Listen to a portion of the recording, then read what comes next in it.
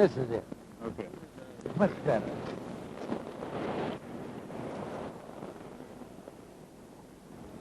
Ansel Adams is America's most revered photographer and the world's leading figure in landscape photography. An ardent conservationist, he has spent almost half of the century exploring nature and recording its grandeur in photographs. In this, he follows the path of three other great American photographers, Edward Weston, Paul Strand, and Alfred Stieglitz, all of whom had a profound influence on him. Not bad at all.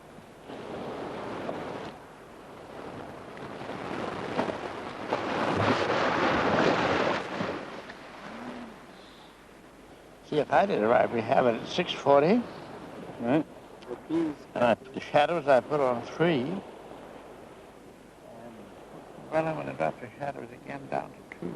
Well, now it'll be at 60 at 32. But I've got to use this extreme front f-stop scale. This is one of those 3 f-stop scales. Oh, that's right. So That would account for it, only 4 times. 22, 32, do you want to Yeah. give it? Okay. Born in San Francisco in 1902, Adams has never moved far away from the sweeping landscape of his native California. Exploring the landscape of Yosemite and the Sierra on foot, he began to record in pictures the wilderness he saw. 5. Good. He was soon hooked on photography and gave up a promising career as a concert pianist. All right. That's good. This 10 2/3 are now placed on 2, and there's still a trace of detail and the separation in the white. The water's now. Let's stand a few minutes, would be wonderful. But they sure have cut in on that other side. Very good. Good experiment. Adams is considered one of the most outstanding craftsmen in photography. He often prints the same negative again and again in order to achieve flawless pictures of extraordinary tonal virtuosity, a technique which has earned him a worldwide reputation. His most famous prints, like the legendary Moonrise over Hernandez Valley, now fetch such high prices that Adams has decided to sell only to museums and institutions.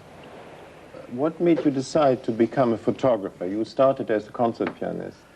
Well, somebody said it more or less, an inevitable infection.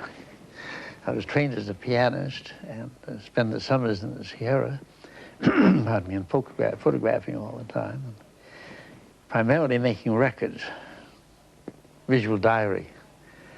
And finally, the pictures began to be a little interesting to me, and I was seeing things better. And I made a first rather good picture in 1923. And then I made my first really visualized photograph in 1927.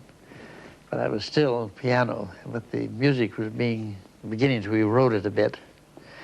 And then I met Paul Strand in 1930 in New Mexico, in Taos, and saw his negatives, and that's what really turned me over to this decision to be a photographer. Then I tried to keep both the piano and the camera going for several years, but no, it has to be all or none. You can't do it. Do you think the two things are related? Well, I think it was the writer, Walensky, who said that all art is the expression of the same thing. So the relationship, there's nothing direct, any more than between painting and sculpture, but there's certain aesthetic principles which are automatic and not necessarily taught or formalized. And there is also in photography, or pardon, in music, a very great necessity for discipline. That you've got to have the right notes. Did you wait a very long time to achieve that particular image? Well, we don't wait. We come across what is called the found object. That's my approach. In this case, I saw this tree, and I saw the sun, and I realized that it could be a very effective image. So I suppose after selecting the object, I perhaps waited 8 to 10 minutes simply to get an agreeable sun position. But that's all. This one is very strange. I think it's practically and totally a silhouette. Cartier-Bresson says there is a precise moment for taking a photograph. Yeah, well, he is an absolute genius in the anticipation of the moment. And he not only does that with an individual situation, a person, but he does it with many people. He'll have a group, several people, several things happening, and his mental computer is able to anticipate where everything is going to be. I mean, there's nobody like him. There's a few that approach, like Gene Smith, and well, there are a few others, but I think he is still the superb anticipator, I call it. When you took this particular photograph, did you know in your mind's eye what it would turn out to be? Yeah. It was going to be a silhouette. I had hoped I could hold a little more definition here, but the light was changing very fast, and I trusted to memory rather than to another reading. I could have had a little more in here, but there's nothing in the negative, so it has to be printed very deeply. This is one of my earlier ones, and it's one of my most satisfactory. It happens to be very difficult to print because it was a poorly processed negative. It's taken with a very long lens on a 4x5 in the southern Sierra called Precipice Lake. And it's a matter of being there at the right day and the right time. Just a few days later, this ice had melted, and the feeling had disappeared. And in this case, I was very anxious to emphasize this beautiful white door. And if I achieved a higher value throughout, I lost the impact of the door. So it has a slightly mournful, intense feeling to it, which that's the way I saw it or visualized it. Mr. Adams, this is one of your very first prints, isn't it? Well, the negative was made in the early 1930s, but everybody seems to like it, and it's very nostalgic for me. Why is it nostalgic? Well, that's the experience of the place, and the whole southern Sierra is incredible. And this is what we call the Kern River Sierra, and this next one is in the upper Kern, that is northern, near the headwaters. I'm working here, I guess, about 12,000 feet, 11 to 12,000 feet. And it's just a moon sunrise. This is a setting moon. It's a very difficult thing to print, to get feeling of light, because if you get the moonlighter, you lose your sky. And it's very interesting that the rock here in the sun is much brighter than the moon, which is, after all, a very, very dark substance.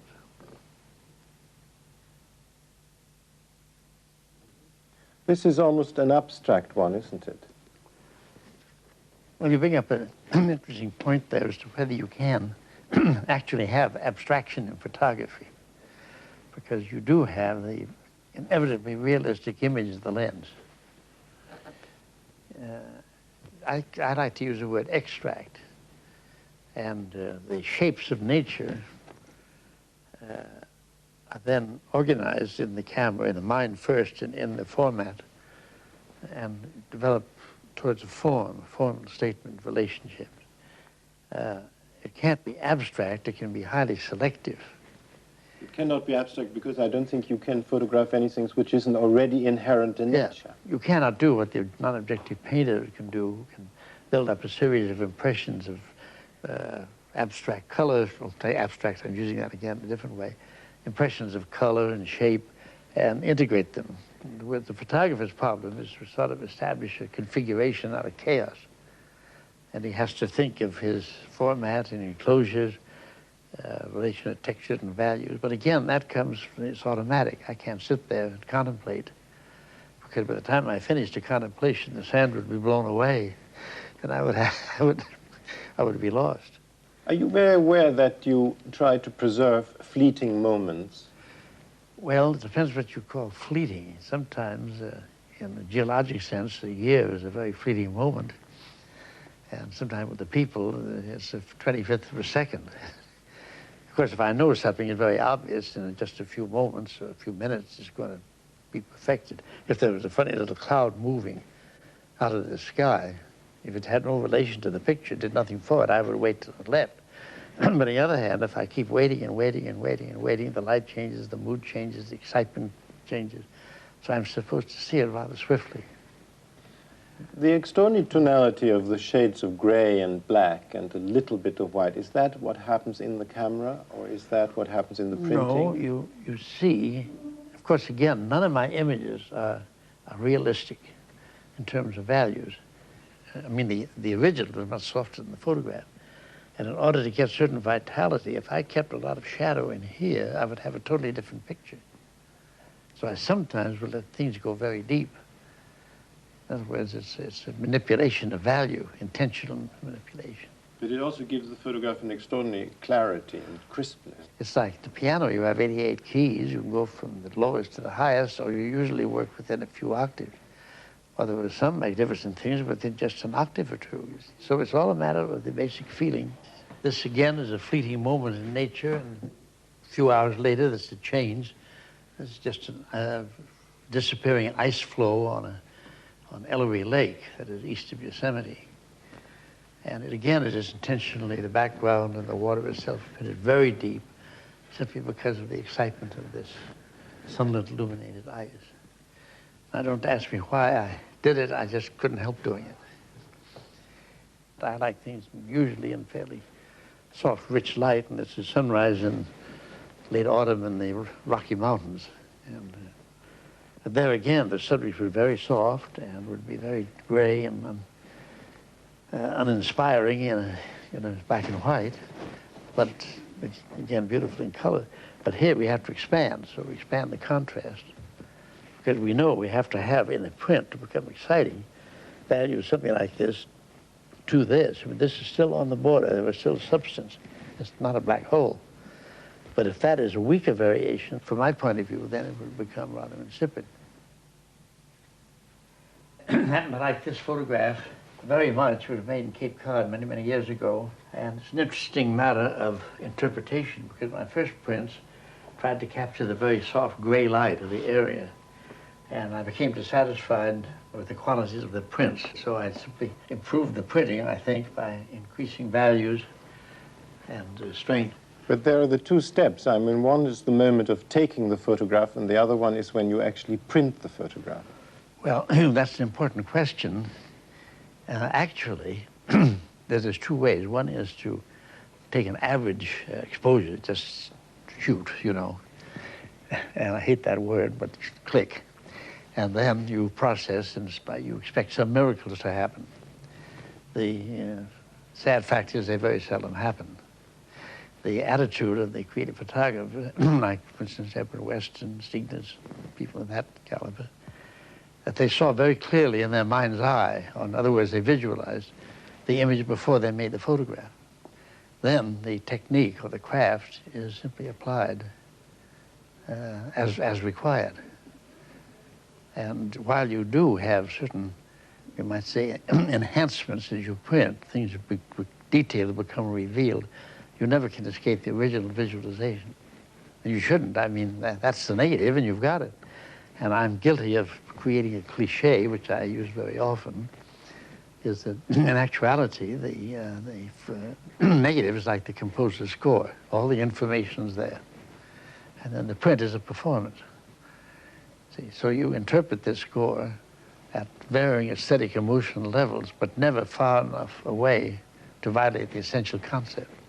So if somebody would take your original negative, which is the score, and print it up, one would end up with a totally different photograph because it's a different performance. I hope it would be different. After all, when I was a pianist, I was playing music of Bach and Vivaldi and Mozart, who not only were long dead, but had never heard a grand piano. So in a sense, any music, performance of that music is sort of a transcription. A contemporary composition, which is made for the contemporary instruments, is something else. Over there, the three prints are from the same negative, aren't they? This is probably my first visualization. I chose a filter especially for the dramatic effect of the sky. So I began to see as a dark, heavy sky and intense shadows. And so it was made in 1927, and this is the first print, which is about 54 years old. And the big one, the end, was made here at about 1962 or 3. And this center one is about maybe 5 years old. So it's a case of different performances of the same negative. But all three of them have totally different emotional qualities, haven't they? Well, if I were pianist were giving a concert, I probably would play a particular piece very differently in February than I did in June, you see. So, or at least with 10 or 20 or 30 or 50-something years difference, you would have a different feeling.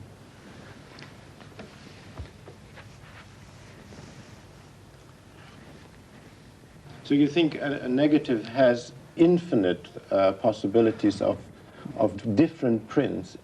Well, yes, with certain respect for the original intention. But I will give all my negatives and archive to the Center of Creative Photography in Tucson. And one of the stipulations with the negatives is that the advanced students or serious photographers will have an opportunity to print them for non-commercial use and under academic supervision. They just won't go in and fool with them. There'll be a sense that there'll be negatives that I hope will last for quite a while. And the thing that excites me is that within not too many years, we're going to have a entirely new medium of expression in the electronic image. So I've seen what can happen to a print reproduced by the laser scanner and how that is enhanced, and that's just the beginning. I also have seen some magnificent electronic images, direct electrical, not pictures of pictures. And I know the potentials are there. I know it's going to be wonderful. Well, in that sense, the negatives for these photographs, as an example, will take the place of a Frescobaldi or a Percival, you know, or some early composer, who will then be reinterpreted through a fresh medium. And I think that is marvelous. This is not a young negative. This is very hard to print. It was taken very early in the morning, autumn morning in Yosemite. The problem is that the values of the cliff and the values of the foliage and things were pretty close, so I had to expand the contrast on this. In a color photograph, this would be a very, very quiet, subtle thing, probably within just a very short range of values, which would be hopelessly dull in black and white. So I have allowed the shadows to go down almost to maximum depth, and then these pick up. And the difficulty, of course, is trying to separate values like this in rock, because nothing I can do. All these problems have to go through your mind, you know, like a carousel. But you still work totally instinctively. Well, I had to measure everything. I had, just at that time, a Western meter, so that I couldn't measure exactly, I could interpolate. And I got a pretty good idea of placements of values.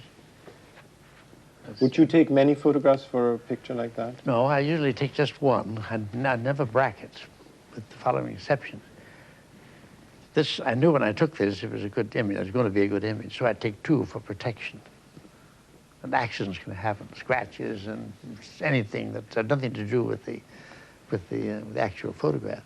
And if you compare the two of them, are they almost identical? They would be the same. Oh yes. And you don't bracket now. Bracketing is a sign of insecurity when you say, gee, I don't know whether that's F25 or F11, I better try F8 and 16 and run, you know, but that means you don't really know what you're doing. How does one avoid, for instance, a photograph like this just to become merely pretty? Well, that's a matter of taste and, you know, it's your visualization. I can see all kinds of prettifications, if you want to use the word, but there is something that, if it relates to you in an aesthetic sense, that's all you can do. Because the danger of the postcard, of course. The danger of the literal postcard is just something that isn't very clearly seen. And again, Weston had made some marvelous remarks, and one of them was that composition in photography is the strongest way of seeing. Yes, I mean, during your career, you moved away more and more from a mere pictorial view of the...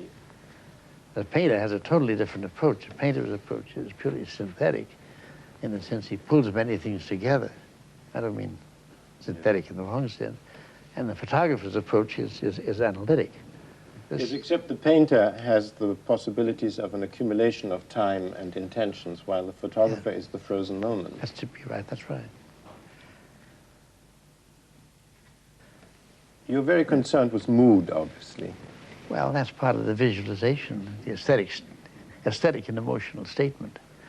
I think it might be helpful to you to quote Alfred Stieglitz's statement. When someone asked him in earlier days, when photography was scorned, usually, said, Stiglitz, we don't understand this talk about creative photography and creativity with a mechanical medium. How do you make a creative photograph? And he replied that he was interested. He would go out in the world with his camera. He would come across something that excited him emotionally, spiritually, and aesthetically. He said, forget all those words. They don't mean much. They're just symbols of something much deeper. And I see the picture in my mind's eye. I make the photograph, and I give you the print as the equivalent of what I saw and felt. And that word equivalent is really profound, because it is the equivalent of two things, what he saw and what he felt about the thing.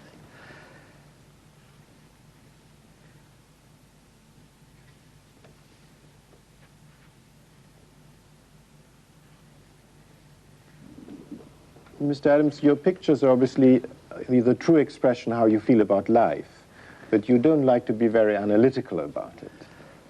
Well, the element of verbalization, of explaining what's in the picture, what you feel about it, I think it's very futile, because if it isn't in the picture, then what you're talking about it. And I've known, I say, some dear friends who were great verbalizers, and they would demand that I would make a verbal expression of why and what I did, what I felt. Well, I said, just look at the photograph, that's all I can say about it. And it's a very important point, because you cannot, it isn't that you don't become critical, and I can look at this and I can see how I could have improved, but I never could put into words the particular feeling and the emotion of this particular moment. Because it's contained in the photograph. And it's impossible to put into words just what you feel. You just say that I think this photograph has it, or it doesn't have it, or I can tell you what camera or lens or film and all those, what we call chatter. But when it comes right down to tell you what I felt, or what I tried to, or what I saw and what I felt in the emotional sense, you have to leave it to the print to explain that. But you use the camera almost like a poet would use the pen to write in, or a painter the brush. I guess so. If it isn't too pretentious to say that, I guess that's close to it, yeah. Yes. In music, the comparison would be that you, well, I'm both the composer and the performer. Yes. I'd like to know who the next performer is going to be. You have obviously a very strong romantic streak in you. Oh, I admit that freely, yes. But I mean romantic in its true sense, because it also has the menacing, dramatic side of romantic. When you think about the romantic painters like Fuseli or Caspar David Friedrich, they have the same menacing quality. Well, doesn't it, in a sense, mean that the subject still has something to do with it? Yes. And this is still a thunderstorm in Cimarron, New Mexico. And it was a tremendously dramatic scene. There's this magnificent view of the Southern Sierra, and this was a very dramatic and difficult thing to photograph technically, and I think I solved it fairly well, but it's a matter of extreme contrast, and it is popular, I think, because it is very dramatic. What is it that you're drawn to so much to nature untouched by human beings? Well, it's simpler, and it is it's less confused with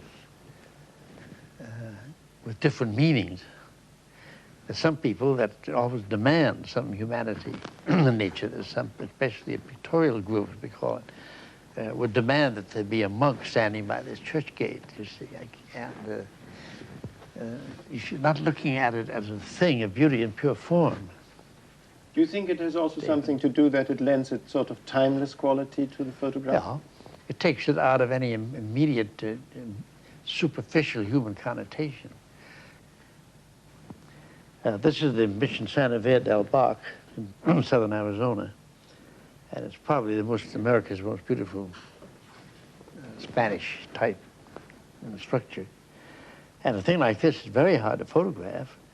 It doesn't look that way, and it shouldn't look that way, the spectator, but trying to get these elements and these distant things to work, I had to use a very short focal length lens, and the slightest movement of the camera changes position.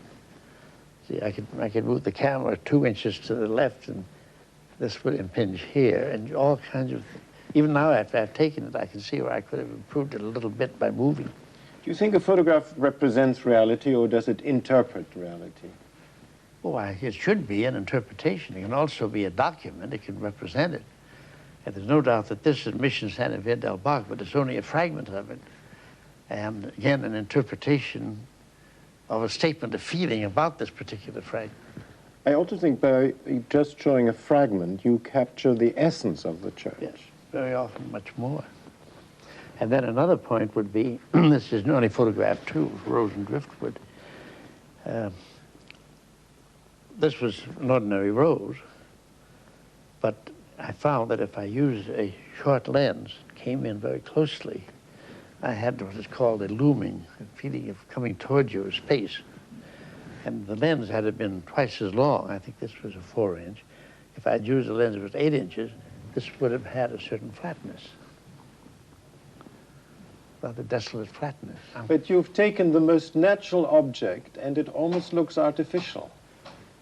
Well, yeah, I guess it isn't artificial in the sense that I contrived it and composed it. But it... I mean, it has become an object rather than nature. That's a good way to put it. It's become an object in itself. Yes.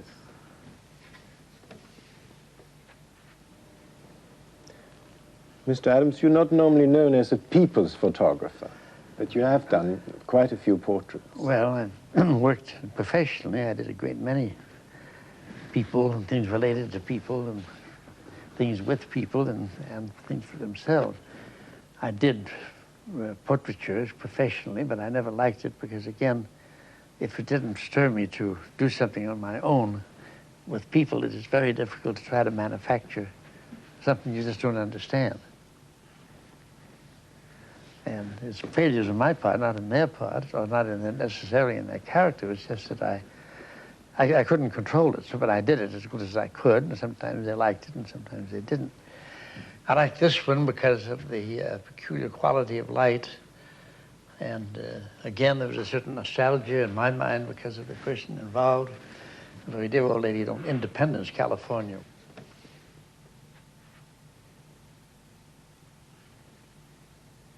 This is an interesting image. This was the camp near the shipyards at Richmond. And both parents were off working in the yards on probably double shifts. And this boy was keeping the little kids under control. There's actually 4 of them. And this little kid was being interviewed, and he was scared to death. But the intense element of the thing I see, again, the picture of my mind's eye, and I reached for another camera, a little Rolleiflex, and I've had no chance to really compose. The whole thing was done in just a matter of a minute. But it's very difficult to print, but it has a certain quality that I like, and I would put it in with my good work. These children were obviously not aware that their photograph was taken. But Except I think the little baby was. Yes, that's right. But when you look at the next one, that's a much more posed picture because these people knew that their photograph was taken. Yeah, that's a very good point. They did, and it was this farm family up in the Sierra Nevada foothills. So I was sitting there, and I was looking around for some, because I had to do the picture, you know, and I thought I found a pretty good location, and then I turned back, and there they were, and that was better than anything. So I just moved in, and we got it.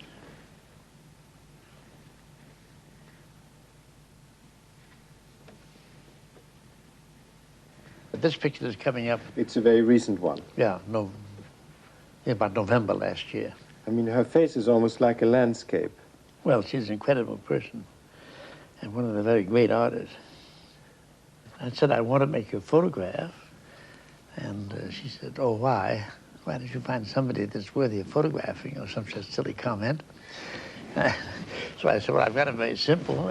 And she sat down, and I just looked around, and she was just waiting. And I just saw it was trying to organize these various leaves so they seemed to work, we say. So then I said, let's go. So she just looks at the camera, and I do it. That's all there is to it.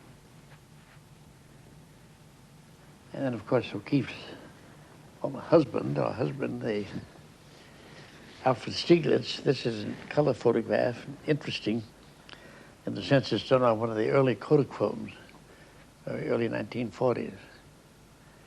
And we had this print made fairly recently, but the color held very well. And it's just sitting in his office with a window light and no artificial light. But talking about color, you do prefer photographing in black and white? I still do, although now with the modern materials, things are getting better. But color always seems to cheapen a bit the photo. I mean, is it advertising which has done that? In a sense, see, most advertising photographs are all done with controlled light, and the color value is selected, and they make the recording. When you get out into nature, you have a variation of what we call Kelvin or color temperature, a very complex contrast problem, and you can't do anything with it. I mean, the nature, the green may be very beautiful, and the ocean color out there may be beautiful, but it comes together with what the film says is realistic, it'd be very ugly. So part of the visualization that you'd have to consider would be what's going to happen to color? How can I control this color? Can we have a look at your gallery? I think there are some of the larger ones. Yes, sure. So it would be very nice to take a look there. So, fortunately, when we designed the house, we could have room for gallery space and dark room.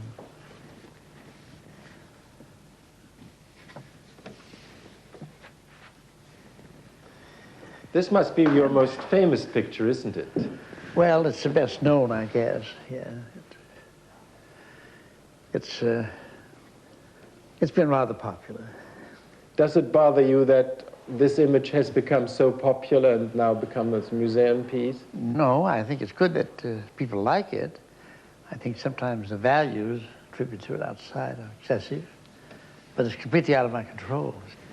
This could be seen, and I just happened to see it at an extraordinary moment. And the picture was actually made with a leeway of about 15 seconds, because the sun went off the courses. He was illuminated from a very western sun going along the edge of clouds. Would you call this a perfect picture? No, it comes pretty close to it, but I couldn't find the exposure meter, and I had to rely on what I knew was the brightness of the moon, or the luminance of the moon, as we say. And I could have given it more exposure with a little more support in the lower areas, but I can't cry over spilt milk. Have you taken the perfect picture yet? No, the best picture is around the corner, like prosperity.